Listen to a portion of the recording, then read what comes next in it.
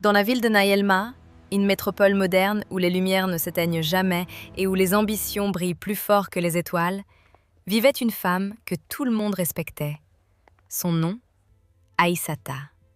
Élégante, toujours impeccablement habillée, avec un regard calme et maîtrisé, elle donnait l'image parfaite de la réussite. On disait d'elle qu'elle était généreuse, discrète, presque irréprochable.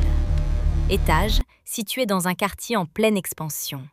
Un immeuble propre, silencieux, presque trop parfait. Pour beaucoup, obtenir une chambre chez Aïssata était une bénédiction, une nouvelle vie, une seconde chance. Mais à Naïelma, certaines chances ont un prix.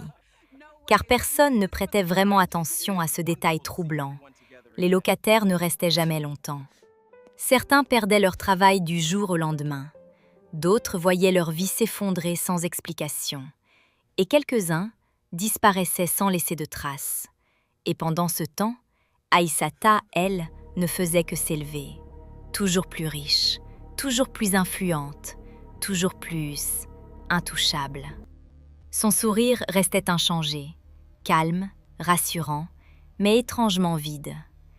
Car derrière cette façade parfaite se cachait un secret que personne n'aurait pu imaginer. Un secret ancien, dangereux, et surtout, un secret qui allait bientôt être révélé. Aïssata n'avait pas toujours été cette femme forte, admirée, enviée.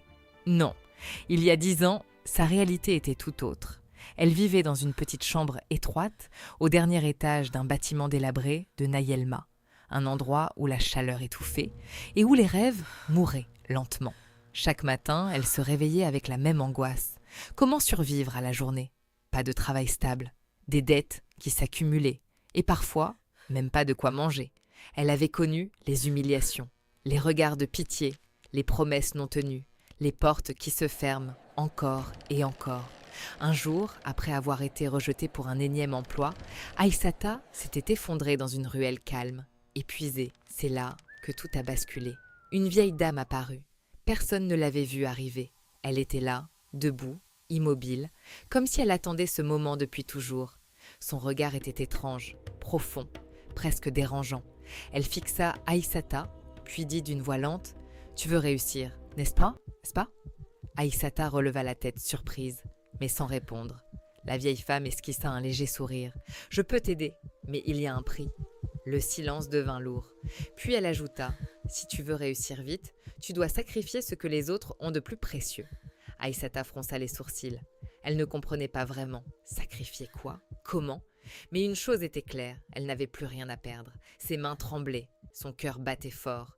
Une partie d'elle criait de fuir, mais une autre, plus sombre, plus désespérée, chuchotait « C'est ta seule chance. » Alors, elle leva les yeux vers la vieille femme, hésita une dernière fois, puis répondit, presque à voix basse « J'accepte. » À cet instant précis, elle venait de changer son destin. Mais elle ne le savait pas encore. Elle venait aussi de condamner celui des autres. La vieille femme plongea lentement la main dans son sac usé et en sortit un objet étrange, un petit carnet noir, simple mais lourd, comme s'il contenait bien plus que du papier. Elle le tendit à Aïssata. Leurs doigts se frôlèrent et un frisson parcourut tout son corps. La vieille femme parla d'une voix calme, presque froide. « Chaque personne que tu logeras, tu pourras prendre sa chance, mais en échange, tu dois leur offrir un toit. » Aïssata fixa le carnet. Elle ne comprenait pas vraiment. Comment peut-on prendre la chance de quelqu'un ? Est-ce réel ou juste une illusion ? Mais encore une fois, sa situation ne lui laissait pas le luxe de réfléchir longtemps. Elle prit le carnet et à cet instant précis, la vieille femme disparut, comme si elle n'avait jamais existé. Au début, rien ne se passa. Les jours passaient, le carnet restait là, silencieux. Puis, un soir, poussée par la curiosité, Aïssata écrivit un nom, celui d'une femme qui partageait son logement. Elle ne savait pas pourquoi. C'était comme si une force invisible guidait sa main. Et le lendemain, tout changea. Très vite, sa vie commença à s'améliorer. D'une manière presque irréelle, une opportunité de travail apparut, sans effort. De l'argent entra, sans explication. Des portes, qui étaient enfermées, s'ouvraient toutes de seules. Chaque jour, elle gagnait plus. Chaque jour, elle avançait plus vite que les autres. comme si la vie elle-même travaillait pour elle. Mais pendant que sa lumière grandissait, celle des autres s'éteignait. Dans son entourage, les choses devenaient étranges. Une voisine perdit soudainement son emploi, sans raison. Un autre tomba gravement malade, sans diagnostic clair. Plusieurs échouaient dans tout ce qu'ils entreprenaient.